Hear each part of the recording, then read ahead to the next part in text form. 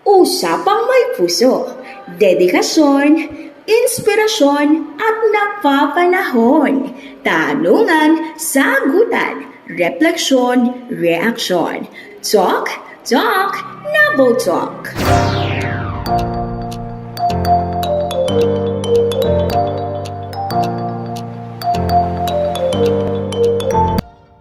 Magandang araw, SDO na botas. Narito na naman tayo sa espesyal na programang hatid ng edukasyon sa pagpapakatao. Ang Nabuto, Let the Nabuteños Talk.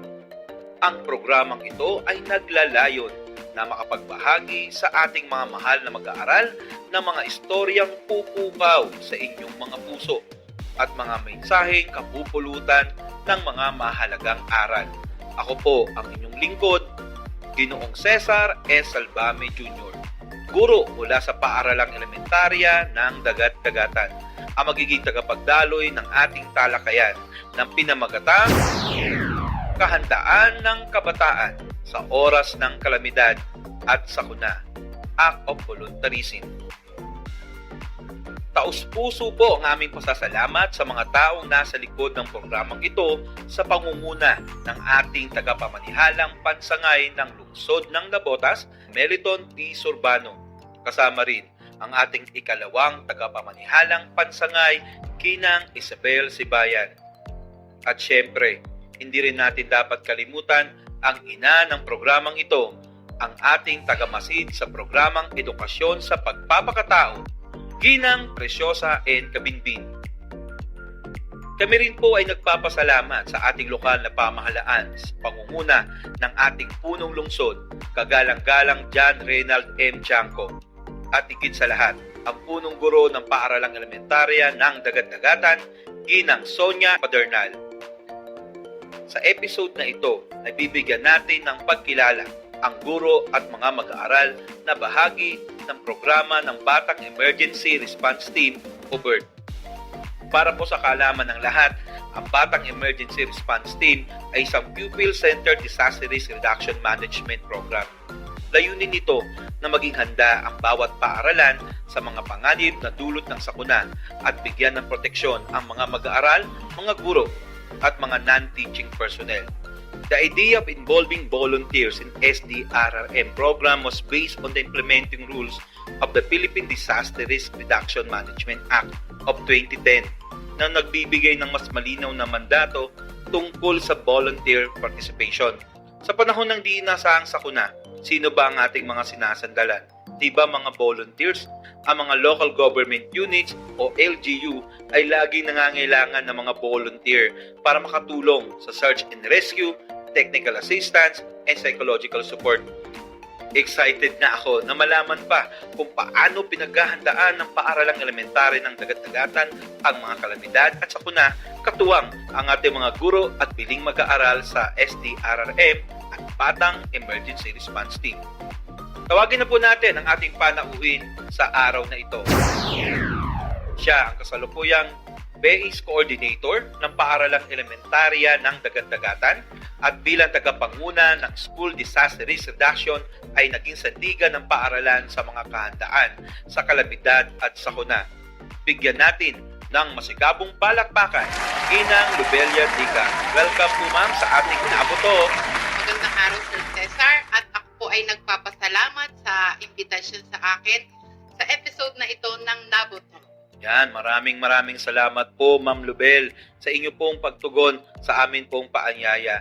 At kasama rin natin, syempre ang mga mag-aaral mula sa Paaralang Elementary ng Dagat-Dagatan, si Cheska Alindogan, isa sa mga Batang Emergency Response Team Officer, at si Charmaine Sandy Abainsa, ang ating BERT volunteer. Parehong mag-aaral sa ika-6 na baitang pangkat Andres Bonifacio. Magandang araw mga bata! Magandang araw po. Magandang araw rin po sa inyong lahat. At ngayon naman ay simulan na natin ang Nabuto, Let the Nabuteños Talk na pinamagatang Kahandaan ng Kabataan sa Oras ng Kalamidad at Sakuna, Act of Voluntarism. Ma'am Lubel, kamusta na? Mabuti, sir. At ngayon, nasa programa tayo ng Nabutok at ito'y may kinalaman sa iyong tungkulin bilang disaster risk reduction focal person sa paaralan. So, maaari mo ba ikwento sa amin kung paano ka nagsimula dito sa SDRRM? Siguro dahil tadhana ito, kusang dumating ng hindi ko inaasahan. Noong time na kasi yun, nag-abroad yung dating may hawak na kaguro natin na si J.R. Katampo na ngayon ay nasa Canada na. Dahil din po sa ako ay dati ng bahagi ng SDRRM committee at science teacher din po ako, sa akin po pinagkatiwala ang SDRRM at hanggang sa ngayon. Ayan, talagang minsan may dumarating sa buhay natin, no? Na mga bagay na hindi natin hinihingi. No? Yes, Dumarating tama na lang. sir, naniniwala ako dyan. At alam ko rin, ma'am, ikaw rin yung advisor ng ating mga officer at volunteer. So ano yung mga inspirasyon mo, ma'am, para mapangunahan ng mainam o mas mahusay ang ito pong ating programa? Yes sir, ang inspirasyon ko po ay yung mismo mga kabataan natin o yung ating mga mag-aaral. Gusto ko silang makita na handa sa panahon ng sakuna o kahit sa anumang uri ng sakuna. Dahil dyan, kailangan din silang maging empowered, ma-develop ang sense of volunteerism sa kanila habang bata pa sila. Ang pagtulong ng walang hinihintay na kapalit ay isang magandang ugali na ipinalalaganap natin sa ating paaralan. Maraming salamat, Ma'am Lubel. Hello ulit, Cheska and Sandy. Kamusta na ulit kayo? Okay lang po. So, paano kayo naging bahagi ng Batang Emergency Response Team? Ikaw, Sandy, bilang isang bird volunteer. Ako po ay naging kasapi ng BIRT nung ako po ay SPG secretary pa. Nakaisa po ako sa mga gawain nito. At dahil SPG po ako nun, bawal po kaming humawak ng ibang katungkulan mula sa ibang organisasyon. Kaya pinili ko pong maging BIRT volunteer ng buong puso dahil gusto ko ang mga gawain ng BIRT. Wow, ang galing naman. Ikaw naman, Cheska, paano ka napasali dito sa bird? Ako po ay walang hinahawakang katungkulan, kaya po malaya po akong na-elect bilang bird commander under training noong grade 5 pa po ako. Ngayon pong grade 6 na kami, kasama ng iba pang bird, kami po ngayon ang mga acting officers ngayon. Ayan, maraming salamat, Cheska and Sandy. Ngayon, balik tayo kay Ma'am Lubel. Ma'am Lubel, gaano ba kahalaga ang Batang Emergency Response Team sa paaralan tulad ng Dagat-Dagatan Elementary School? So, sa atin kasi nakikita ko bilang SDRRM focal person ng Dagat-Dagatan, nakikita ko yung kakulangan ng bilang nating mga guro para i-assist ang mga bata pagdating na sakuna. Di hamak po na napakarami ng bata kumpara sa dami ng guro. Kaya naman ang BIRT ay malaking tulong sa pagbibigay ng assistance sa kapwa nila mga estudyante tuwing earthquake drill at fire drill. So, number 1 na yung pangunguna sa tamang daan tungo sa designated evacuation area na malayo sa mga building. Pangalawa, nagpapaalala din sila na dapat bilisan ng mga bata ang kanilang kilos papunta sa mga evacuation areas. Ayan, at talaga namang nakikita natin na bilang isang guro, how yung mga bata na kasali sa Batang Emergency Response Team ay namomobilize, no? Lalo na sa Dagat-Dagatan Elementary School na napakalawak at napakadaming building, di ba, Ma'am Tama Lubel? ka, sir. At ngayon naman para sa mga volunteer, kasama natin ulit yung mga estudyante natin. Para sa iyo, Sandy, ano ba ang layunin ng Batang Emergency Response Team? Ang mga layunin po ng BIRT ay una, safety o ang kaligtasan po ng lahat. Pangalawa, maging handa sa oras ng kalamidad at sakuna. At panghuli, makatulong sa kapwa naming mag-aaral. Maraming salamat, Sandy. Meron ba kayong mga actual na bilang ng mga BIRT volunteers sa paaralang elementarya ng Dagat-Dagatan? Cheska? Meron po. So ilan na ang ating mga existing BIRT volunteers? Sa ngayon po ay nasa 50 plus na po kami. Ito po ay binubuo karamihan ay mga piling mag-aaral mula sa grade 5, grade 6, at 2 galing sa grade 4, at isang grade 3. Wow, at alam ko madadagdagan pa yung bilang na yan, lalo na kapag patuloy silang nakinig, no, sa atin pong palatuntunan dito sa Nabotok. Ma'am Lubel, hindi ba nakakasagabal sa iyo bilang guro ang mga tungkulin mo bilang SDRRM focal person at Batang Emergency Response Team teacher advisor? Hindi naman, sir. Kasi bilang teacher, bahagi ng ating trabaho ang improvement of the school environment. Nakapaloob dito ang safe school, kung saan pinopromote natin ang kaligtasan para sa lahat.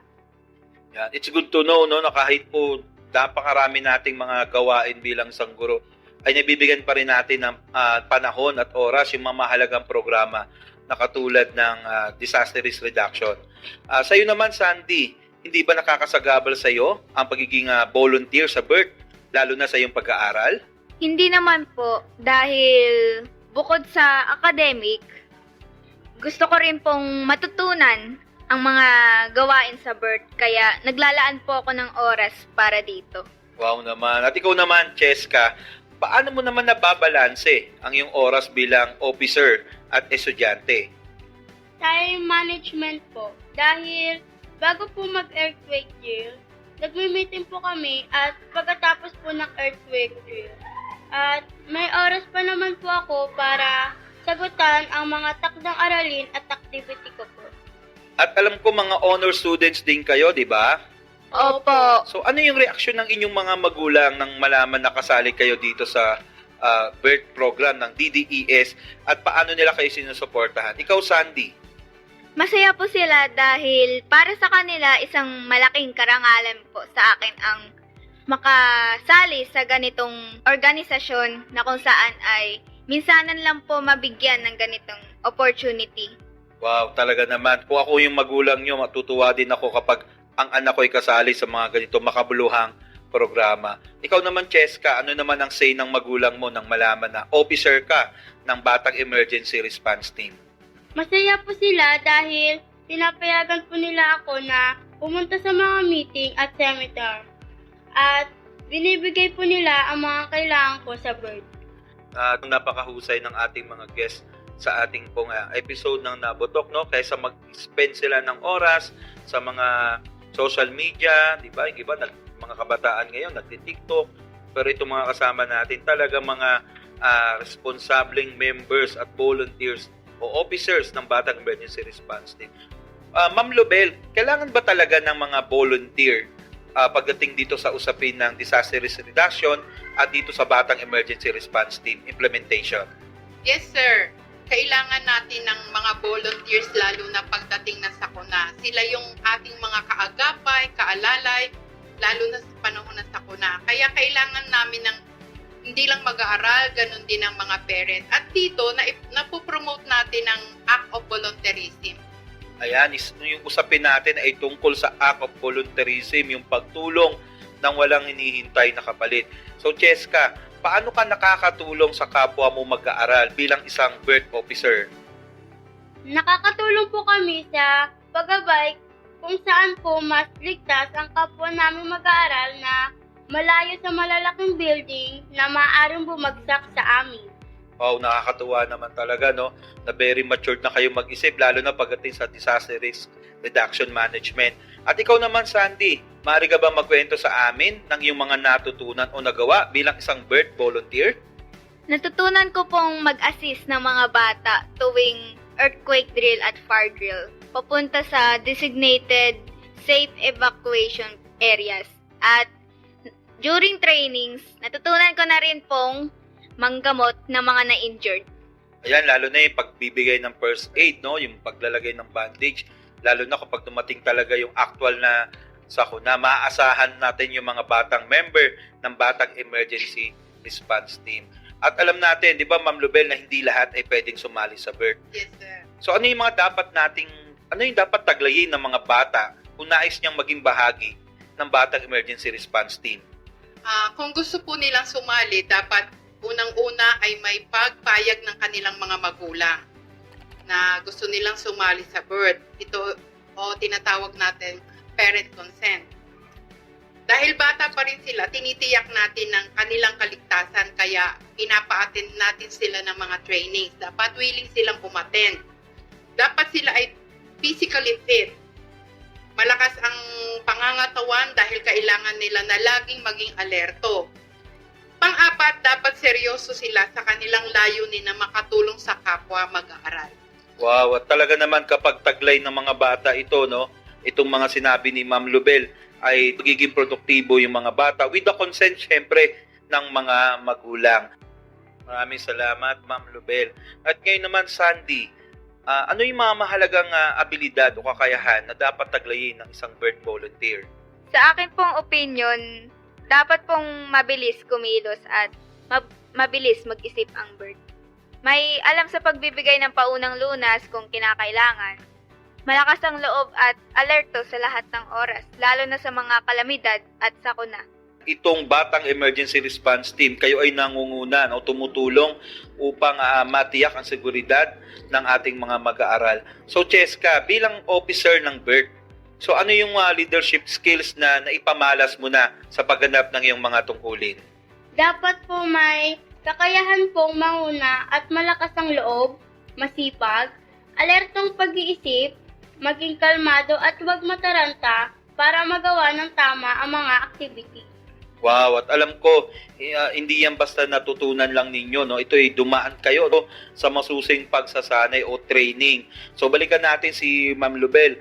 Ma'am Lubel, libre ba ang training ng BERT at ano yung mga training na ibinibigay natin sa mga bata na kasapi dito sa Batang Emergency Response Team?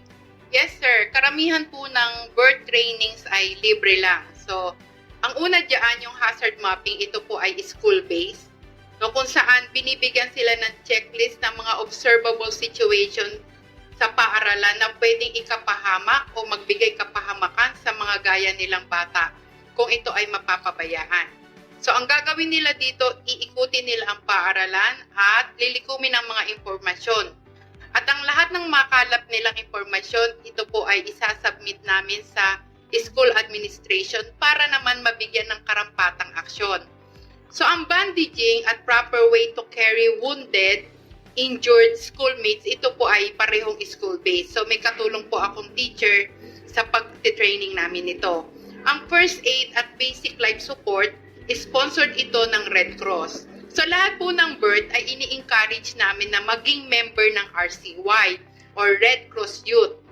May mga participation din sila sa mga webinar. So, sponsored naman po ito ng Save the Children at ng LGU. So, minsan po ito ay tungkol sa mental health awareness. Ayan, talaga naman nakakatuwa pong malaman na ang Batang Emergency Response Team ay sinusuportahan hindi lamang po ng ating local government unit, pati ang ating mga non-government organization, mga partners natin, at para matiyak na ang mga bata po nakasapi dito ay handa, no, at equipped sa mga skills na dapat nataglayin ng isang BERT officer and volunteers. So para sa iyo naman, Cheska, gaano kahalaga ang training na binanggit ni Ma'am Lubel bilang isang BERT officer? Napakahalaga po ng mga training para sa BERT upang ma-empower sila bilang mga batang leaders. Ayan, yung leadership skills, no, pinag-uusapan natin yan na dine-develop din natin dito po sa Batang Emergency Response Team. At ikaw naman, Sandy, mahirap ba ang training bilang isang BERT volunteer? Yes po, mahirap po kasi po nagsisimula pa lang po tayo. Pero kapag tumagal-tagal po sa training, masasanay rin po tayo at magagawa na rin po natin to na maayos. Ayan, totoo nga, no, kapag sinabi nating training, alam natin yan, kala natin mabigat. Kaya nga kung merong gusto, may paraan, at kung ayaw, marami talagang dahilan. At alam natin, itong Batang Emergency Response Team, hindi na ito bago, no, dito po sa implementation ng risk reduction management sa mga paaralan. So Ma'am Lubel, ano yung mga school activity na inaasahang i-address ng Batang Emergency Response Team? Ang una po dito, yung taon-taon nilang ginagawa na hazard mapping at lahat po ng national simultaneous earthquake drills. Ganun din ang mga school-based na fire drills. Dito pa lang, no, sa paaralang elementary ng Dagat-Dagatan, pagdating ng mga simultaneous earthquake drill, fire drill, talaga namang lahat po full cooperation, Yes, di ba, sir. Ma'am Lubel? At ngayon naman sa mga birth officer and volunteers, bilang estudyante, unahin natin si Cheska. Ano ang memorable experience mo bilang kasapi ng Batang Emergency Response Team? Pwede ka bang magkwento sa amin? Ang mga memorable experience ko po sa pagpunta namin sa BFA ay paghawak ng hose at pagsakay sa fire truck. At na-experience ko din po kung gaano kainit suotin ang mga sinusuot ng mga firemen.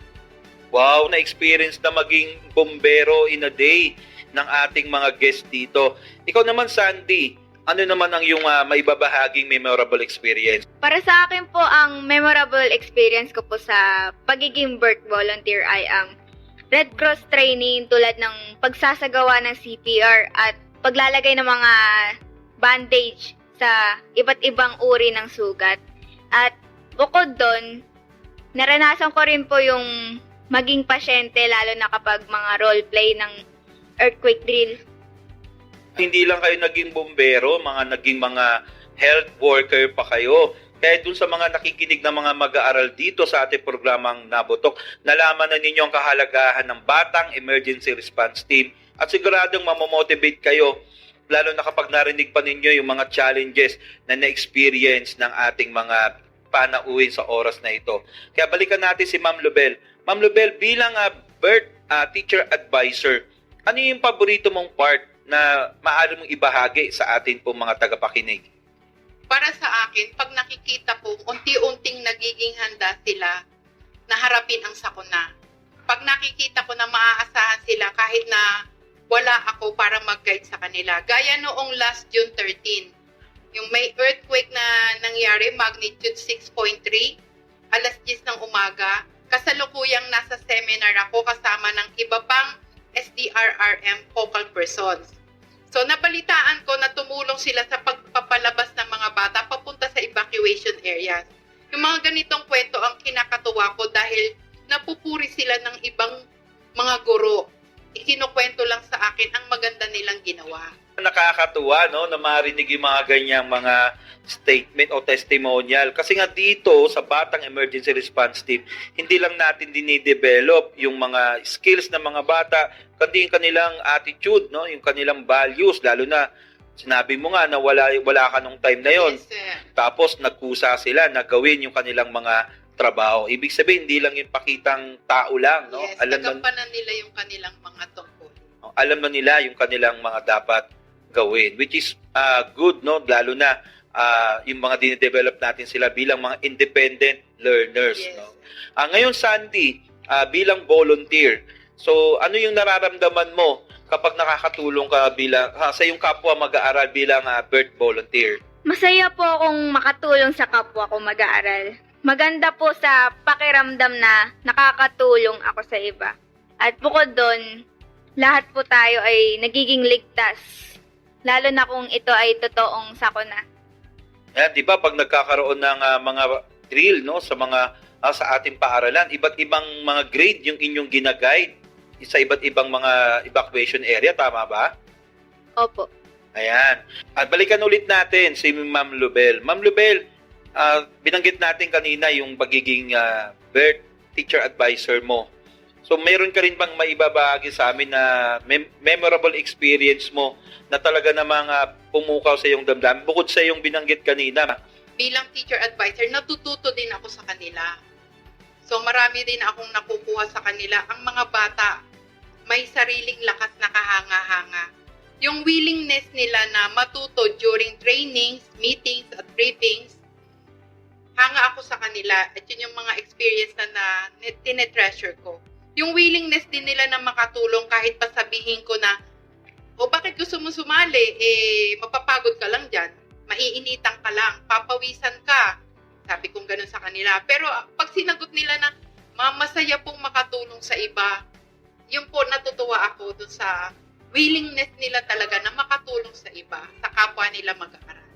Yung willingness, no, hanggat bata ay hindi ni-develop din natin. At natututo rin tayo dun po sa kanilang mga ipinapakitang kasipagan, no. Tama, sir. Kaya pwede natin sabihin dyan, sana all, no. At ngayon naman, Sandy, balikan ulit natin si Sandy. Sa tingin mo ba, Sandy, kung sakaling dumating na yung totoong sakuna, ikaw ba ay 100% nang ready?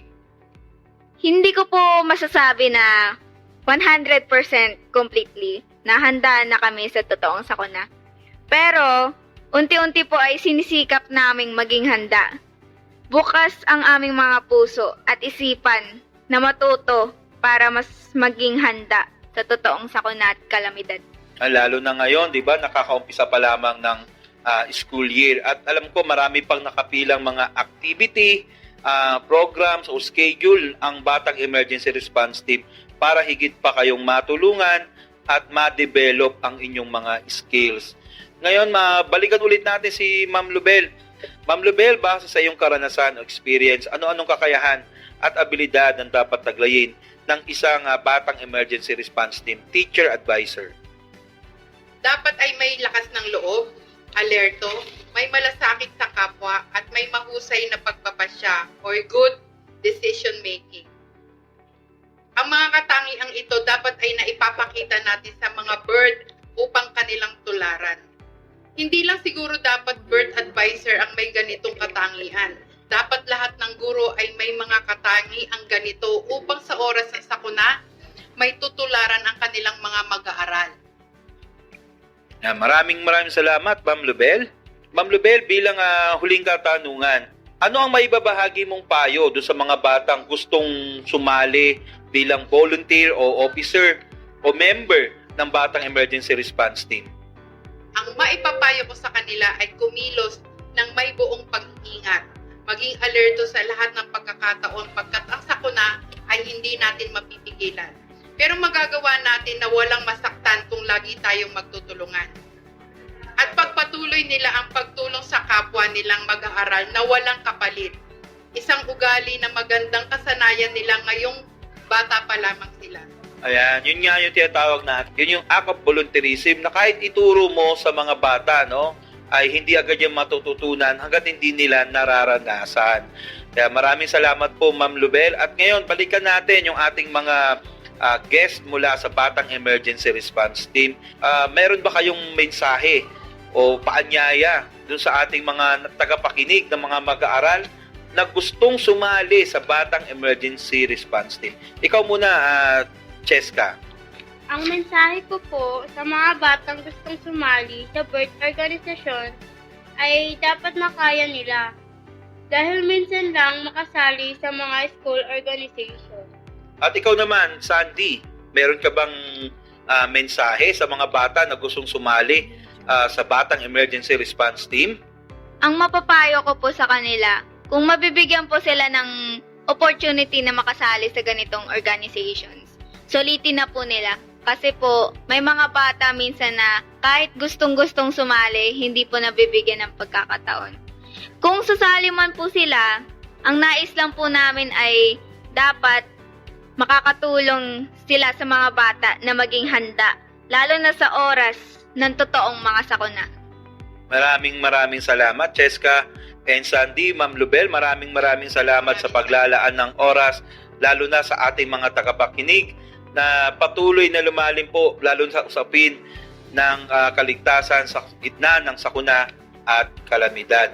Kaya minsan pa, palakpakan po natin ang ating mga panauhin sa araw po na ito. Talaga pong napakahalaga ng Batang Emergency Response Team sa ating paaralan, lalong-lalo na sa pagdating ng kahandaan sa mga sakuna at kalamidad. Ano man ang ating edad o katayuan sa buhay, kaya natin maging instrumento ng pagbabago na ating sisimulan sa ating ikalawang tahanan, ang paaralan. Katulad ng ating mga panauhin, ay maaari nating ipakita ang espiritu ng bayanihan sa pagtulong at pagdamay sa mga taong nangangailangan, higit sa panahon ng sakuna at kalamidad. Ito ay kailangan nating ipagandaan at hindi dapat ipagwalang bahala. Nawa po ay magsilbing inspirasyon at kapupulutan ng aral ang episode na ito. Patuloy po nating taglayin ang positibong pananaw para sa kapakanan ng mga mag-aaral at ng ating kapwa. Tumulong tayo sa abot ng ating makakaya ng walang hinihinging kapalit. Muli, maraming salamat sa inyong pakikinig at isa na namang episode ng Nabutok ang natapos. Ako po si Ginoong Cesar S. Albami Jr., guro mula sa ikalimang baitang ng Paaralang Elementarya ng Dagat-Dagatan. Paalam at hanggang sa muli, tok tok tok, nabutok!